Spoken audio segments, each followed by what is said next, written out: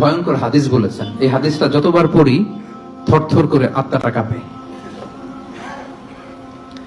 কিয়ামতের দিন আল্লাহ তাআলা অনেক শহীদকে বলবেন, তুমি জাহান্নামে যাবে। সে বলবে, আল্লাহ আমি জাহান্নামে যাব, আমি তো রক্ত দিয়েছি তোমার জন্য, লিইলাই কালিমাতিল্লাহ,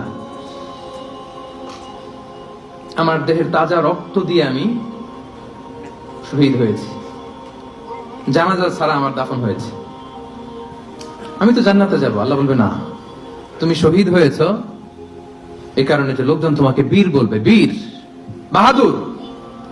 তো দুনিয়াতে তো তোমার বাহাদুর বলছে, তো তোমারে বিশাল যোদ্ধা ছিল, বাহাদুর ছিল, খেতাব তো তুমি পেয়েছো, আমার কাছে কিছু নেই, জাহান্নামে যাও, গো টু দ্য হেলফায়ার। অনেক দানশীলকে আল্লাহ বলবে, জাহান্নামে যাও। সে বলবে, আল্লাহ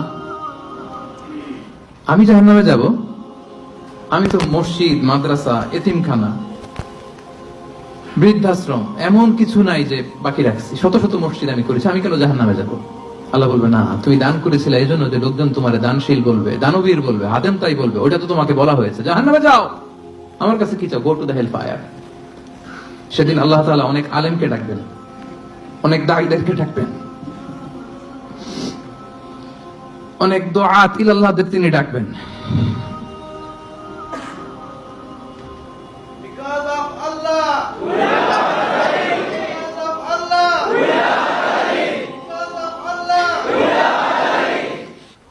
সেদিন অনেক দুআত ইলাল্লাহদেরকে ডেকে আল্লাহ বলবেন যে তুমিও জাহান্নামে যাও।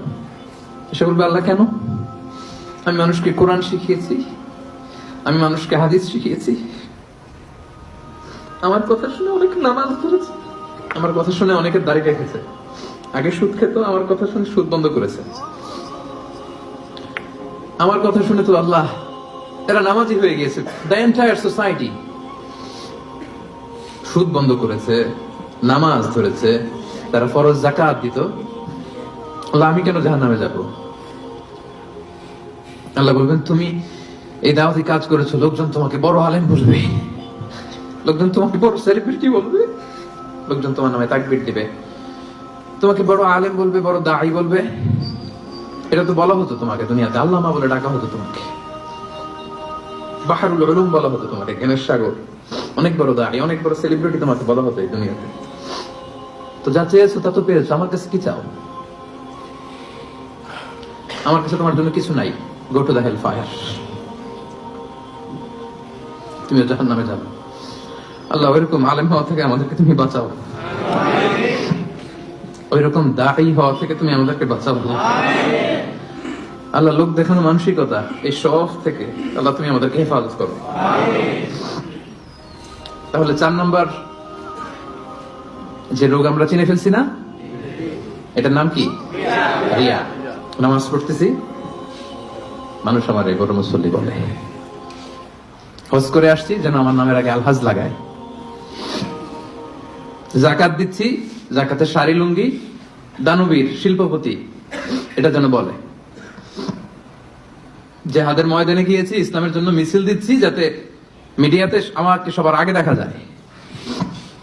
আল্লাহ বলবে, go to the hell fire, জাহান্নামে যাও। এগুলো একটাও আমার জন্য করো নাই, তুমি যা চেয়েছিলে দুনিয়াতে তুমি সেটা পেয়েছো, আমার কাছে কি চাও? কিচ্ছু নাই আমার কাছে তোমার জন্য, যাও। আল্লাহ এরকম দানশীল হওয়া থেকে, এরকম আলেম হওয়া থেকে, এরকম বীরত্ব দেখানো থেকে আল্লাহ তুমি আমাদেরকে হেফাজত করো। আল্লাহ রিয়া থেকে আমাদের এই কলবটাকে তুমি মুক্ত করো। আল্লাহ আমরা যা করবো কেবলমাত্র শুধুমাত্র তোমার সন্তুষ্টির জন্য, তোমাকে দেখানোর জন্য যেন করতে পারে। আল্লাহ তুমি তৌফিক দান করো।